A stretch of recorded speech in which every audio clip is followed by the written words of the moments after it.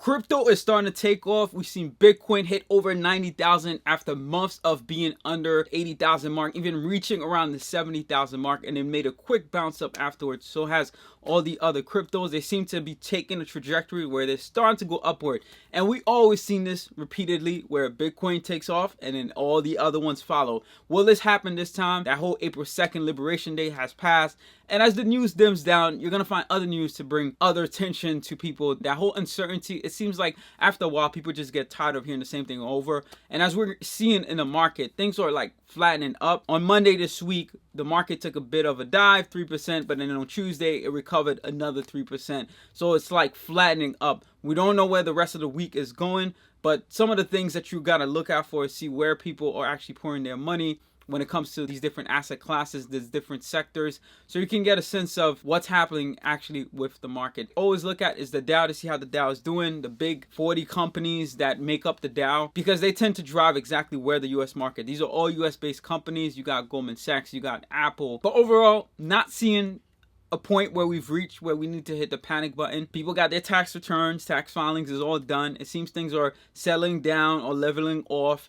And we're not seeing this whole craziness, madness that people were placing the fear of, the news media was bringing about. That doesn't mean it's not likely to happen, because we don't know how tariff is going to stimulate anything at all. But there could be something out of the ordinary that just come out of nowhere, and then it creates this whole panic, just like COVID did. Nobody was expecting it. It just came out of nowhere, and it caused a recession. And then you got Trump right now trying to fight with the feds. Whether he was intentional by creating these tariff wars, if it was fake, for him to bring down interest rates, one, and for him to create this tension with China, make it seem like he's trying to strengthen the US dollar, or if it was just to bring down the stock prices so that way him and his friends can purchase some more, and then that way when the market comes back up, they just get wealthier. All these are conspiracies that I have. Does not mean that it's not factual. That does not mean that it's actually real. But you got to consider the patterns that the last time he did this, there was a short term of him threatening things with tariffs, and then eventually it just came back up months down the line. Having hands on the ground right now, because I do pay attention to see where people's financials are, because it gives me a sense of exactly where the market is, where the economy is. And I'm not seeing as much of a struggle as there was back in November. People are adjusting to the way of life right now. Things have gotten expensive. Initially, it's always going to be a shock. Like, oh man, grocery prices are up. But then we readjust our budgeting so that way we can accommodate for that. And I think Bezos was so intelligent for purchasing Whole Foods. Now I'm thinking about it, I'm like, man, this is an inflation-proof asset. No matter what happens, people have to buy groceries. We got to eat or else we're going to die. It's the same way AutoZone, some of these big stores, they have to stay in business, because if they don't, we're going to die. We're not going to be able to function.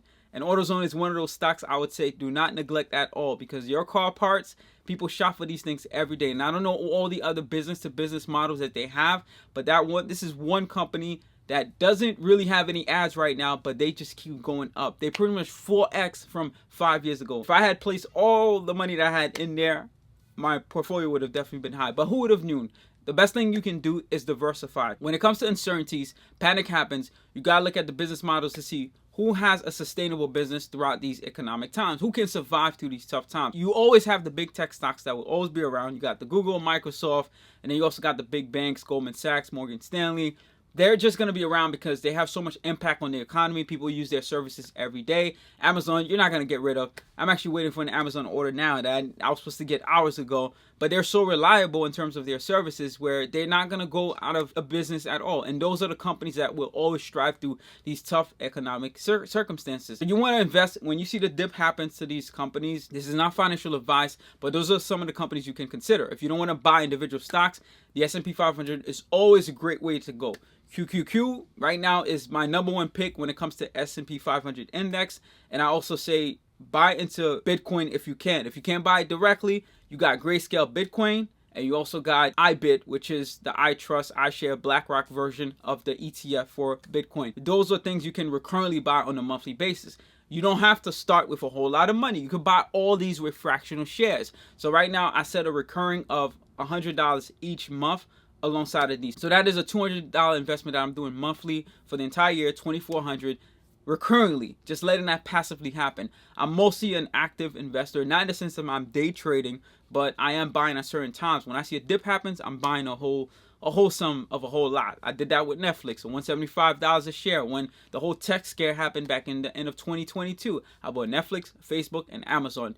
My Facebook 7x, Netflix 6x, and I made a good amount of return. All this was sitting inside of my retirement. So that's what I mean by I'm more of an act. The best strategy is be passive about it. If you don't care about the news, don't care about the hype that's happening, don't care about all these things, and you don't want to create yourself that whole worry and anxiety about how your money is doing, that is the most passive thing to do. Because while these things are happening up and down, you're gonna ride through it because you're pretty much buying on an average, and on average it goes this way. And because it does that, as it going up and down, your money's still going up and down because you're keeping up with the average instead of trying to time it, buy low, and then sell high. That is the way that things are supposed to work. But we miss those points because we try to time it so perfectly.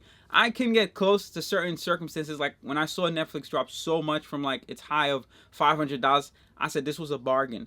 Facebook as well, I said this was a bargain. But it went down even further than that. Like I experienced another like 15% drop, but I just let it sit there. I wasn't worried. And that's what I mean by timing it. Although I came close to timing it, I didn't perfectly time it to where it reached its bottom.